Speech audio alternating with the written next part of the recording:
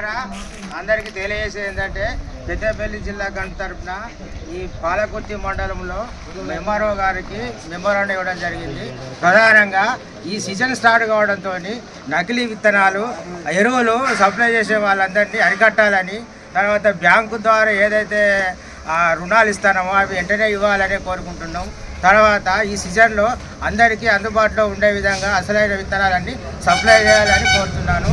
అలాగే కేంద్ర ప్రభుత్వం అనుసరిస్తున్న విధానాలకు వ్యతిరేకంగా స్వామినాథన్ కమిషన్ ఏదైతే ఇచ్చిందో ఆ రిపోర్ట్ ప్రకారం ధనిక రైతులు చేయాలనేది తీర్మానం చేశారో దాని ప్రకారం భారతదేశంలో ప్రతి ఒక్క రైతును ధనిక రైతుగా తీర్చిదిద్దాలనే ఉద్దేశంతో ఆ కమిటీ తీర్మానాన్ని అమలు చేయాలని కేంద్ర ప్రభుత్వం డిమాండ్ చేస్తున్నాం. ఇంకసీలు అయిపోయింది, రేపు మాకు 6 కిలో అయిపోయింది. ఇంతవరకు మాకు ఏదో కలెక్టర్ పెట్టాడు 20 తారీఖు నాడు ఆపు ద్వారా ఇది.